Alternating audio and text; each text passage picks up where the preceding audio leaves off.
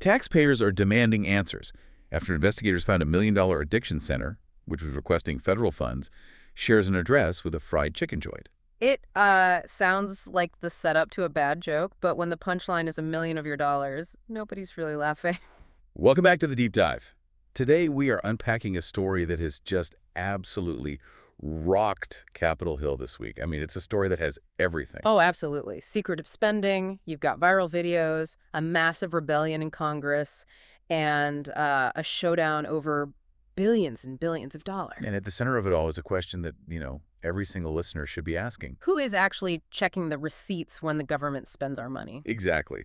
So let's lay out the landscape here because it's moved so fast. Just this week, we saw the Trump administration freeze just a staggering $7.3 billion in federal funds. Billion with the B. Billion with a B. Right. And that freeze isn't random. It's targeting 5 specific states, all run by Democrats, including Minnesota, which is really the epicenter of this whole controversy. And the catalyst. You've probably seen it on your social media feed. It was a viral video by a guy named Nick Shirley. He went around Minneapolis knocking on doors of these Somali-run daycares. Daycares that are supposed to be getting taxpayer money to look after kids. And what did he find? Closed doors, empty rooms, in the middle of a business day. Vice President J.D. Vance, actually, he called it useful journalism. Which, of course, just set off a firestorm.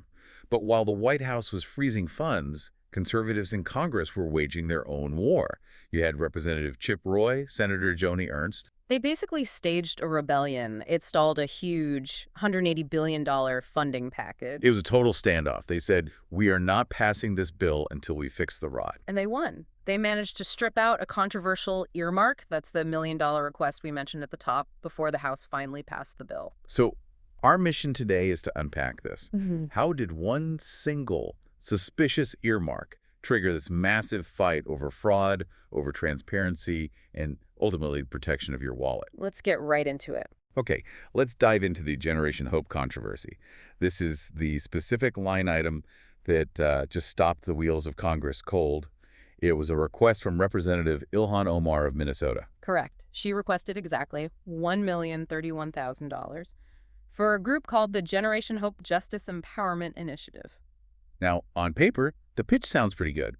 The application said the money was for, justice empowerment, job training. And helping people reenter society after fighting addiction, specifically the opioid crisis. Right. And if you just read that summary, you'd probably nod along. I mean, who doesn't want to solve those problems? But this is where the deep dive part of this really matters. You have to look at the details. Senator Joni Ernst and her team, they decided to actually check the paperwork. And this is the aha moment. They looked up the address listed for this $1 million nonprofit. The address is 326 Cedar Avenue South in Minneapolis. And when you go to 326 Cedar Avenue South, you do not find a sprawling medical complex. You find the Seagal Restaurant and Coffee. It's a Somali restaurant. I mean, I have to be honest. If I gave someone $1 million to fix an opioid problem and I showed up and they served me a platter of chicken, I would have some questions. As you should. And this is the core of the conservative critique here. Senator Ernst called it a fraud factory. Her argument is that the American people shouldn't be funding organizations that are, indistinguishable from a local eatery. Now, to be fair to the sources, we should mention the restaurant owner did claim there are office spaces upstairs. In Omar's office, they defended the project, saying it's vital for re-entry services. Sure, that's the defense. But just think about the optics. Think about the risk.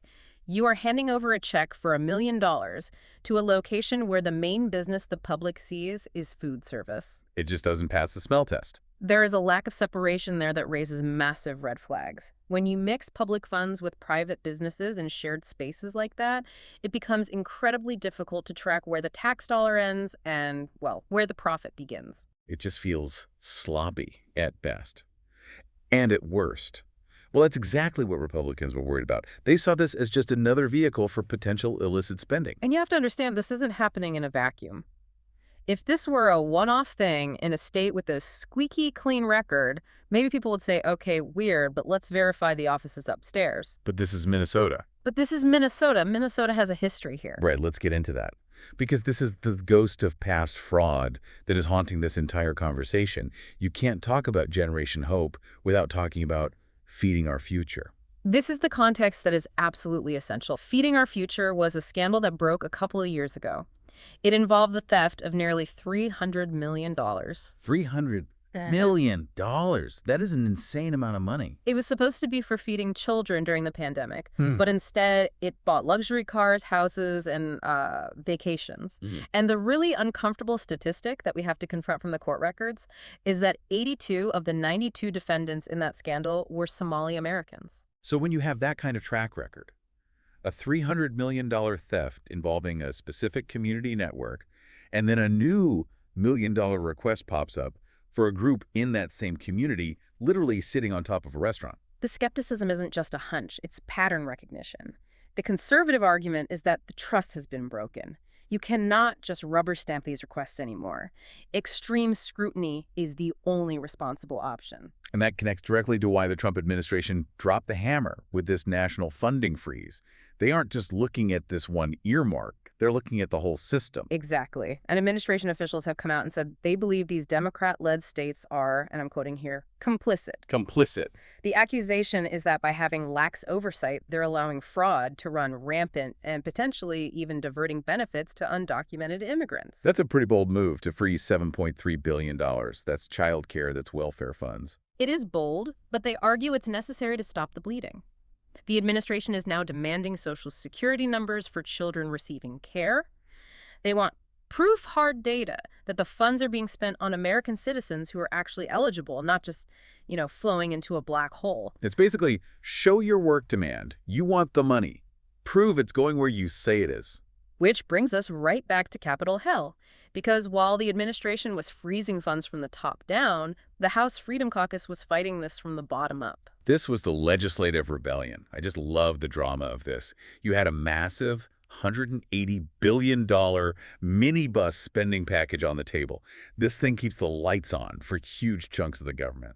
A minibus is basically a bundle of spending bills all wrapped together. Usually leadership just tries to push these through quickly. But not this time. No. Representative Chip Roy and the Freedom Caucus saw that Generation Hope earmark buried deep in the text, and they just slammed on the brakes. Chip Roy didn't mince words. He called earmarks the currency of corruption. That is a powerful phrase, currency of corruption. And his point is that earmarks, these, special requests by individual members for projects in their districts, they bypass the normal competitive vetting process. They're political favors. And when you trade favors with taxpayer money, you get situations like the one in Minneapolis. So the stakes were high. They were threatening to tank the entire $180 billion bill over this single $1 million item. Which tells you how important the principle was to them. It wasn't about the amount of money relative to the total. It was about the absolute lack of accountability. And the standoff worked. It did. GOP leadership, they realized they just couldn't get the votes with that earmark in there. They agreed to strip the Omar request from the bill entirely. And once that was gone, the bill passed, right. Was it 397 to 28? Something like that. A huge margin, but only after the questionable spending was removed. It was a clear victory for fiscal conservatives. Representative Ralph Norman summed it up pretty well. He said, Democrats want to funnel millions to groups that abuse taxpayer dollars, and conservatives stopped it. It sent a message that people are watching. Yes, and I think we should pivot to how they caught this. Because I think a lot of people assume the government is just, too big to police. Yeah, that nothing ever gets caught. But this was caught because of a very specific rule. And this is where transparency isn't just a buzzword, it's a weapon. House rules require members to publicly list the name and, crucially, the address of the payment recipients. It sounds so simple. Just tell us where the money is going. But that simple rule is the only reason Senator Ernst could identify the restaurant connection. If that address hadn't been public, if it was just listed as Generation Hope, Minneapolis, this check probably would have cleared without a second thought. It's wild to think about. If they hadn't put the address in, we'd be paying for. Well, we don't know what we'd be paying for. And that's why the expert analysis here leans so heavily on fiscal responsibility. Earmarks are dangerous precisely because they're often slipped in at the last minute. They don't go through months of auditing that a normal grant might. It just relies on the member of Congress to vet it themselves. Right. And clearly in this case, the vetting by Representative Omar's office was not enough to satisfy her colleagues. It really highlights the power of just checking the receipts. It does. Scrutiny matters. When citizens, and remember, that viral video started with a citizen, and when our representatives actually look at the details, they can stop waste before it happens. But let's just recap where we landed. We had a viral video exposing empty daycares. We had a massive $300 million fraud history in Minnesota setting the stage. Then you had the $1 million request for a group that was, well, above a fried chicken restaurant. And a rebellion in Congress that actually stopped it. It is a rare moment where you can draw a direct line from suspicious activity to funding locked. Usually the bureaucracy is way too slow. But this time, the system, or at least the transparency rules within the system, worked. And the administration is keeping the pressure on with that $7.3 billion freeze. They are basically putting these states on notice. Clean up your act, or the money stops flowing. It's a pivot toward accountability. The days of trust but don't verify seem to be over, at least for this administration, regarding these specific funds. Which brings us to the big question, the thing I've been thinking about this whole time. We caught this one. We caught the one above the restaurant. Right. It was flagrant. It was easy to spot on Google Maps. But this was a $180 billion package. That is a stack of money so high you couldn't even jump over it. And that's the provocative thought to leave you with today. If a $1 million request for a group sharing space with a restaurant almost slipped through the cracks and only got caught because of a rebellion... How many other questionable projects are hidden in that $180 billion? Exactly. What about the projects that are listed at boring office parks? Or the ones with those generic names that sound really official but don't actually do anything? We found the needle in the haystack because it was glowing red. But there are a lot of other needles. And until we have this level of scrutiny on every single dollar, not just the ones that make headlines, the taxpayer is still at risk. That is a terrifying thought, but a necessary one. Folks, thanks for listening to The Deep Dive. Keep asking questions, keep checking the receipts, and we will catch you on the next one. Stay curious and stay skeptical.